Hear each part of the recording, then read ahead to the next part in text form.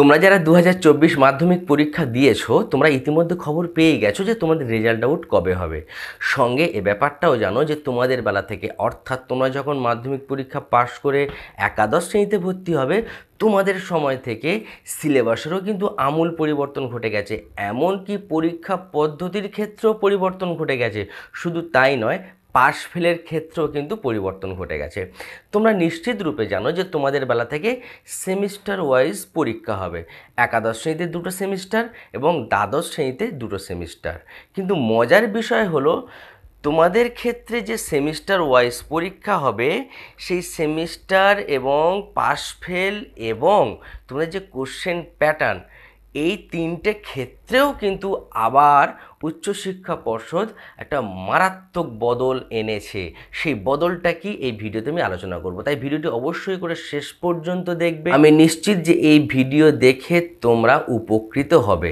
আর এই প্রসঙ্গে আর একটা কথা বলি, যে কথাটা না বললে নয়, যে যারা এই চ্যানেলে নতুন তারা অবশ্যই করে চ্যানেলটিকে সাবস্ক্রাইব করে দিও এই ধরনের এডুকেশনাল আপডেট পাওয়ার জন্য। আর যারা অলরেডি সাবস্ক্রাইব করে রেখেছো তাদেরকে জানাই অশেষ ধন্যবাদ।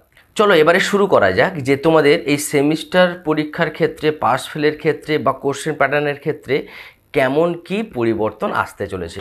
তোমাদের মনের মধ্যে এই প্রশ্নটা জাগতে পারে যে আপনি এই খবরটা কোথা থেকে পেলেন। হ্যাঁ, এই খবরটা আমার মন গড়া নয় বা আমি তৈরি করছি না। এই খবরটা, আমি যে খবরটা দিতে চলেছি, তোমরা এই খবরটা যে উচ্চশিক্ষা পর্ষদের যে ওয়েবসাইট আছে সেই ওয়েবসাইটে গিয়েও তোমরা নিজেরাও দেখতে পারো, তোমরা নিজেরাও খুব ভালো করে পড়ে নিতে পারো। তো চলো ব্যাপারটা বলা যাক। দেখো, তোমরা যখন একাদশ শ্রেণীতে ভর্তি হবে, একাদশ শ্রেণীর ক্ষেত্রে হবে 2টো সেমিস্টার, ফার্স্ট সেমিস্টার এবং সেকেন্ড সেমিস্টার। এবং তারপরে যখন তোমরা একাদশ শ্রেণীতে উত্তীর্ণ হয়ে দ্বাদশ শ্রেণীতে যখন ভর্তি হবে তখন তোমাদের হবে থার্ড সেমিস্টার এবং ফোর্থ সেমিস্টার। তোমরা যখন একাদশ শ্রেণীতে ভর্তি হবে তখন তোমাদের 2টো ফাইনাল পরীক্ষা দিতে হবে, ফার্স্ট সেমিস্টার এবং সেকেন্ড সেমিস্টার। আগে কি হতো, আগে প্র্যাকটিক্যাল, প্রজেক্ট এবং রিটেন পরীক্ষা নিয়ে একবার অ্যানুয়াল পরীক্ষা হতো বছরের শেষে। ক্লাস 12-এর ক্ষেত্রেও তাই একবার পরীক্ষা হতো বছরের শেষে। এবার থেকে একাদশ শ্রেণীতে তোমাদের 2টো ফাইনাল পরীক্ষা দিতে হবে এবং তারপরে যখন তোমরা উত্তীর্ণ হয়ে দ্বাদশ শ্রেণীতে ভর্তি হবে সেখানেও তোমাদের 2টো অ্যানুয়াল পরীক্ষা দিতে হবে। ফার্স্ট সেমিস্টার এবং সেকেন্ড সেমিস্টার মিলিয়ে হচ্ছে একাদশ শ্রেণী। ফার্স্ট সেমিস্টারটাও কিন্তু অ্যানুয়াল এক্সাম, সেকেন্ড সেমিস্টারটাও কিন্তু অ্যানুয়াল এক্সাম। ফার্স্ট সেমিস্টারে তোমাদের এমসিকিউর ওপরে পরীক্ষা দিতে হচ্ছে এবং সেকেন্ড সেমিস্টারে তোমাদের বট কোশ্চেন বা অন্যান্য কোশ্চেনের ওপরে পরীক্ষা দিতে হবে। বদলটা কি? বদলটা হচ্ছে বা মজার বিষয়টা কি, ব্যাপারটা হচ্ছে যে ফার্স্ট সেমিস্টার তোমাদের এমসিকিউর ওপরেই হবে। সেটার পূর্ণমান সম্ভবত 40 মার্কস, অর্থাৎ 40 নম্বরে তোমাদের পরীক্ষা দিতে হবে। 40 নম্বরে পরীক্ষা দিতে হবে আর বাকি নম্বর থাকবে তোমাদের সেকেন্ড সেমিস্টারে বা বট কোশ্চেনের ওপরে যেটা পরীক্ষাটা হবে। তোমরা হয়তো তোমার কোনো কারণবশত তোমার প্রিপারেশান নেই, কোনো কারণবশত হয়তো তোমার প্রিপারেশান নেই, তাই তুমি ফার্স্ট সেমিস্টার অর্থাৎ এমসিকিউর ওপরে যে পরীক্ষাটা হবে সেই পরীক্ষাটা তুমি নাও দিতে পারো, বা তুমি ফার্স্ট সেমিস্টার এমসিকিউর ওপরে যে পরীক্ষাটা হয়েছে সেই পরীক্ষায় তুমি অকৃতকার্য হয়েছো বা তুমি ফেল করেছো, তাহলে কিন্তু তুমি ফেল নও, তুমি আবার সুযোগ পাবে। কেমন সুযোগ পাবে? সেকেন্ড সেমিস্টার অর্থাৎ বট কোশ্চেনের ওপরে যে এক্সামটা হবে সেই এক্সামটার সঙ্গে কিন্তু তুমি তোমার ফার্স্ট সেমিস্টারের এমসিকিউ পেপারটা দিয়ে পাশ করতে পারো। এবারে বলে রাখি, তুমি এমসিকিউর ওপরে যে পরীক্ষাটা হবে অর্থাৎ ফার্স্ট সেমিস্টারে যে পরীক্ষাটা হবে সেই পরীক্ষায় যদি তুমি ফেল করো তাতে কিন্তু অসুবিধা নেই। অসুবিধা হবে তখনই যখন তুমি সেকেন্ড সেমিস্টারে গিয়ে ফেল করবে বট কোশ্চেনের পেপারের ওপরে।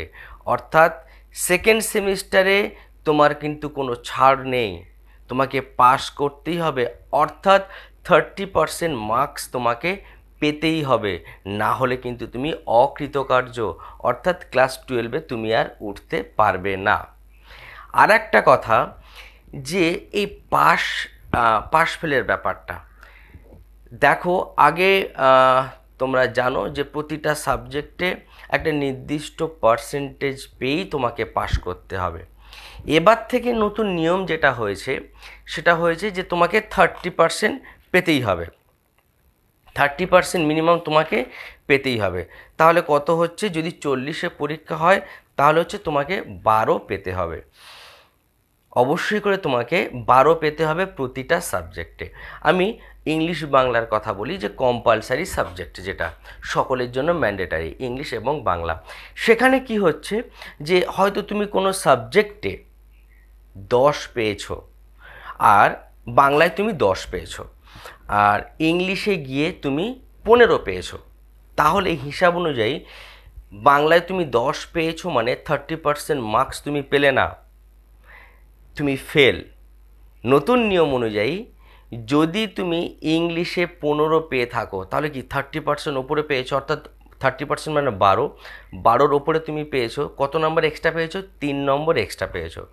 ওই 3 নম্বর যেটা এক্সট্রা তুমি পেয়েছো, ওই 3 নম্বরটা কি হবে, যে সাবজেক্টে তুমি কম পেয়েছো অ্যাড হয়ে গিয়ে ওই সাবজেক্টেও কিন্তু তোমাকে পাশ করিয়ে দেওয়া হবে। বেশ মজার ব্যাপার, যে কোনো সাবজেক্ট যদি অল্প নম্বর থাকে, যে সাবজেক্টে বেশি নম্বর আছে সেই সাবজেক্টের বর্ধিত নাম্বার কম নাম্বারের সঙ্গে গিয়ে অ্যাড হবে, এবং যাতে করে তুমি পাস করতে পারো সেই ব্যবস্থা করিয়ে দেওয়া হবে। ফার্স্ট সেমিস্টার এবং সেকেন্ড সেমিস্টারের নাম্বার মিলিয়ে হবে তোমাদের ক্লাস 11-এর মার্কশিট, এবং থার্ড সেমিস্টার এবং ফোর্থ সেমিস্টারের নাম্বার মিলিয়ে হবে তোমাদের দ্বাদশ শ্রেণীর মার্কশিট।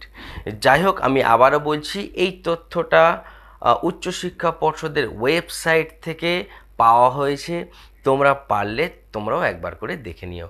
যাই হোক, সামনে তোমাদের রেজাল্ট আউট, তোমরা নিশ্চিন্তে থাকো, তোমাদের সকলের ভালো রেজাল্ট হবে এই আশা রেখে তোমরা এগিয়ে চলো।